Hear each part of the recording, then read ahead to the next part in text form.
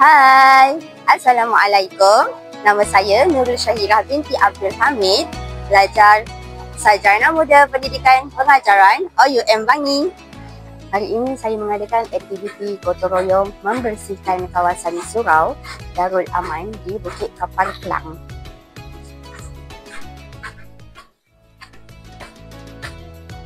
Hari ini saya mengadakan aktiviti khidmat masyarakat bersama penduduk Kampung Bukit Kapal.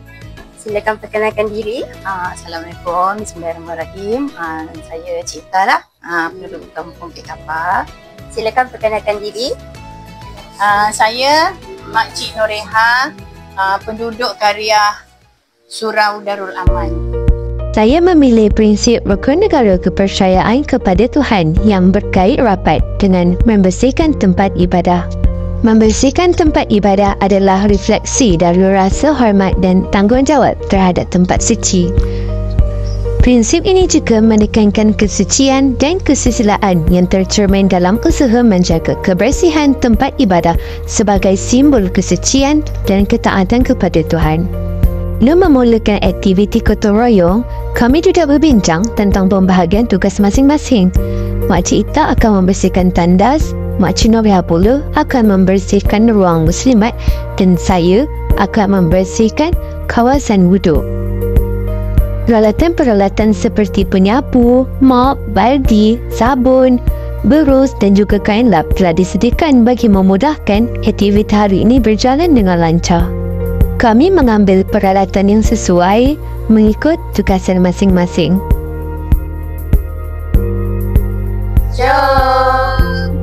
Sebelum memulakan aktiviti pembersihan, kami perlu mengalihkan kerusi-kerusi dan juga buku-buku serta Al-Quran di tempat yang sepatutnya.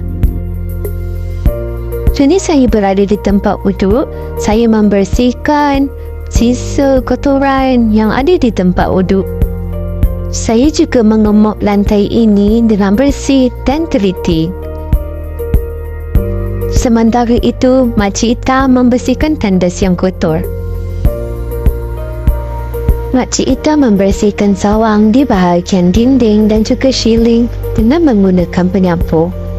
Kemudian, Makcik Ita membersihkan mangkuk tandas dengan menggunakan berus dengan sangat teliti dan tekun.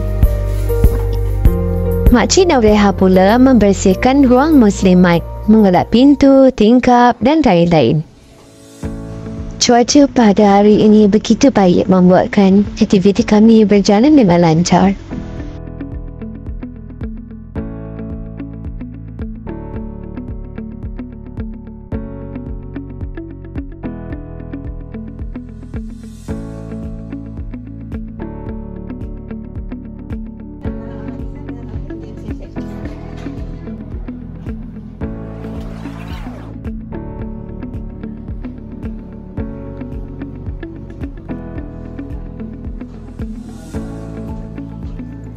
Okey, Encik Ita, apakah perasaan dan manfaat Encik Ita mengikuti gotong royong di Surau Darul Aman ini?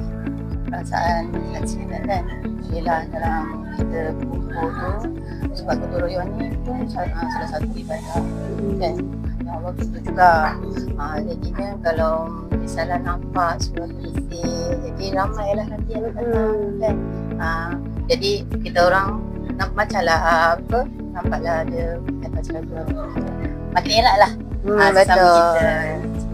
Makcik Nur, saya ingin menerima ramah Makcik Nur. Saya ingin bertanyakan apa harapan Makcik Nur untuk masyarakat di luar sana untuk mengikuti nikmat masyarakat seperti aktiviti gotong royong di Surau Darul Aman ini. Macam bagi pendapat Makcik, Makcik rasa macam aktiviti ni sangat bagus dan sangat bermanfaat, terutama untuk mengikat ukhuwah di antara penduduk-penduduk kampung ni lah. Tetapi Makcik berharap supaya aktiviti ini lebih dimonopoli oleh golongan-golongan muda, anak-anak muda untuk datang meraihkan, memberikan tenaga, memberikan sumbangan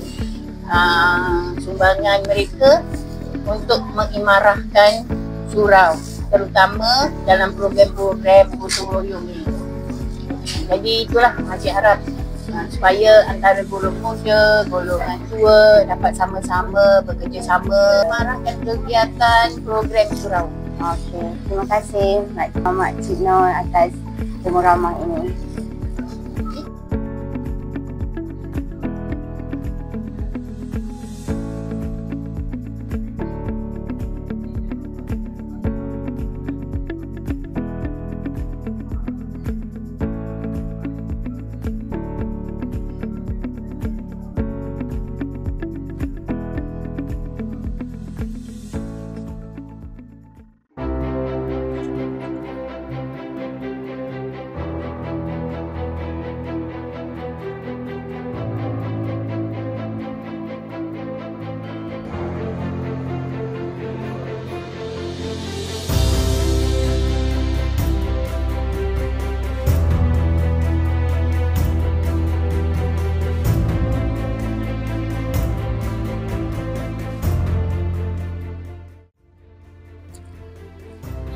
Alhamdulillah kita dah selesai gotong royong membersihkan kawasan ibadah kita, kawasan di surau ini. Alhamdulillah sudah bersih. Saya berasa gembira dan juga berasa bangga kerana dapat menjalankan misi pada hari ini.